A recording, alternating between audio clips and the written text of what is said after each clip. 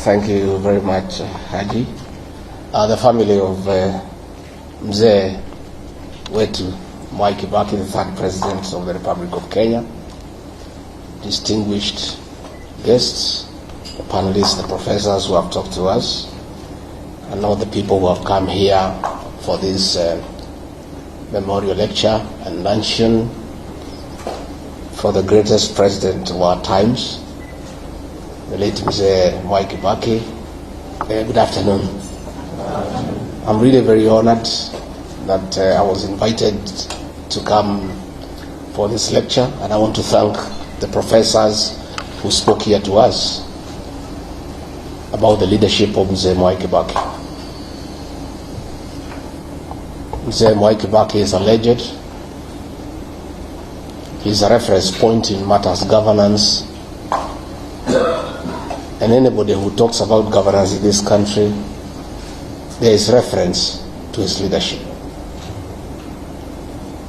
He left a legacy that remains permanent, that is visible, and that is felt. His greatest achievement was the economic restoration and transformation of this country. And because I'm somebody who listens to the ordinary people, they tell me, don't tell us about economic growth, don't tell us about economic survey, don't tell us the economy has improved from this percentage to this percentage. We want to feel the growth the way we felt it when Kibaki was president. Because there was money in circulation, there was infrastructural development that is feasible, and people say they don't want to be told theories. They want to feel economic growth the way they felt it when Mwai Kibaki was president between the year 2002 and 2013. I want to really acknowledge the culture of hard work that the late president inculcated in all of us, asking people to work hard. I remember when he was sworn in as president and he made his first visit to Othaya, and those of us from Nyeri were very excited to welcome our son home, and we were lining up everywhere waiting for him. And when he reached Karatina, where I was, he didn't come out of the vehicle, and he lowered the window by a few inches, and then called a PC. Akamuuliza, bwana PC, nini naendelea hapa? Hii watu yote, it was around 11. Nani nachuna majani chai? Nani yuko kwa shamba ya kahawa? Hapana, tutaharibu. Tukiendelea namna hii tutaharibu. He put the window up and drove to Othaya. Nobody ever came again to meet Mwai Kibaki. Watu walienda kwa mashamba. And that is how this country was transformed. The culture of hard work. I want to say that many people today who are solid in this country, I included, we made our money during the time of Mwai Kibaki. Because government documents were respected. If you had an LPO issued to you from government, you could walk into a bank and get 50% as LPO financing. Because you do the work and you get paid. Today, you go to an LPO, to a bank, nobody will talk to you. He really dignified government contracts by making sure that contracts were only given when money was available and there was budgetary support. These great men pushed taxation, and we want today, as we remember him in a very fond manner, to say there's nothing wrong with the taxation, and Kenyans cannot be accused of refusing to pay taxes, because Mwai Kibaki did it. Lipa kodi, ujitegemee, and people paid taxes And they didn't complain because they saw a corresponding development and services.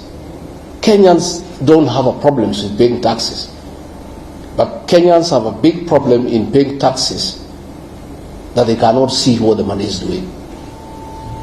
So we want to ask our brothers now in government to know that Kenyans are not complaining about overtaxation because they don't want to pay tax. They have a problem of paying taxes that are misappropriated, that are not used appropriately. And Mwai Kibaki is a living testimony that Kenyans are willing to pay taxes, but they want to see a corresponding service and development. Mwai Kibaki respected institutions. Ambassador Muthaura is here, and Ambassador, we want to salute you. Mwai Kibaki would not have succeeded without the support of the bureaucracy that you led. But he also allowed you to work, because we know he allowed people to work. Because if you have a supporting system that supports you, it can only be effective to support you if you allow them to work. Mwai Kibaki respected institutions, and going forward, that must be the way for this country, so that institutions can work. Again, we must remember him for the 2010 Constitution, and all those who say that they remember him fondly, the way to dignify his legacy is to implement the Constitution and follow it letter and spirit. Because when we do that, we'll have a good country. Mwai Kibaki spoke very little and did much. Most of us are learning from him. Nowadays, I only talk once a week. I'm becoming a good student of Mwai Kibaki. Going forward, I will talk after 2 weeks, then one a month, because he spoke very little and did a lot. And I think you don't need to speak much. You just work, and work can be seen. And if you remember free primary education, it was real.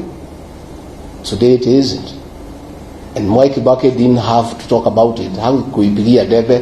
He did it, and it was there for everybody to see and to feel. Let me, Judy and your siblings, thank you, because many people do not appreciate the place of family in leadership. There's no leader who can succeed if you don't have family support. The fact that Mwai Kibaki was a very successful leader in this country speaks volume of the support that the family gave him. And therefore, as we celebrate him, we want to honor the family for standing behind your father, supporting him at home, and allowing him to dedicate his life to the service of this great republic. Again, we also want to honor the Kibaki family because despite many challenges and temptations, you never allowed yourselves to be misused by entrepreneurs to spoil the name of your father and yourselves. Mwai Kibaki is gone, but his integrity and that of his family remains up. Nobody has ever seated Mwai Kibaki and his family in any scandal in this country. And we know the temptations around family by people who want to use proximity to power. So you have really dignified your father because his name is good, and nobody has ever thrown him into anything that would have looked conflict of interest or commercial interest for his tenure in State House.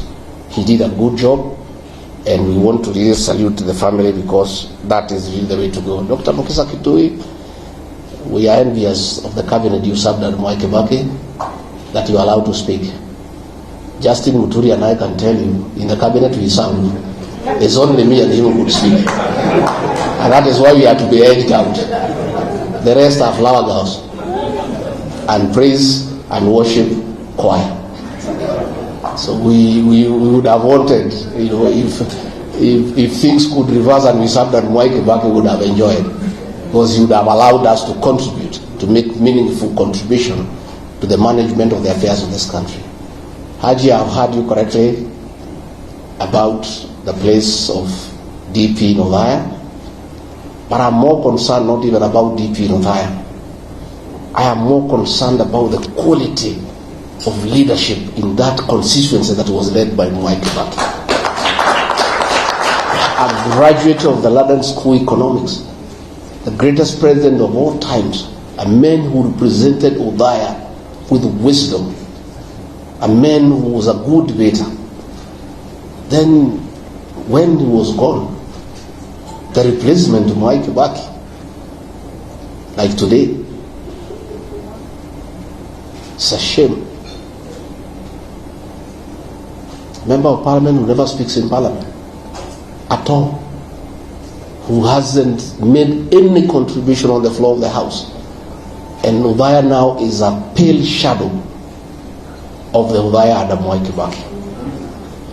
Coming this general election in 2027, we shall talk to the people of Othaya to dignify the late Mwai Kibaki by looking for a quality legislator who, even if he cannot measure up to the level of Mwai Kibaki, can be there 60-70%. But the present situation in Othaya is embarrassing and is very demeaning to the late Mwai Kibaki and his family. And Othaya people are crying for change, and we'll be having conversation with them so that they can look for quality leadership that can be able to hold the name of that great old man in high repute. So mimi nimeshukuru sana, tuko hapa na viongozi wengi ambaye sijui Haji unataka tuwapatie, unataka tufanye namna gani to introduce them? What do you want to introduce them? Dakika moja yeah, tuko na the Honorable Eugene Wamalwa, kiongozi wetu. Kuja useme jambo.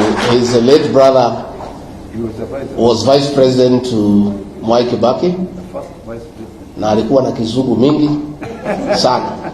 Hata huyu wako na kizungu mingi. But he served Mwai Kibaki well. So kuja sema jambo.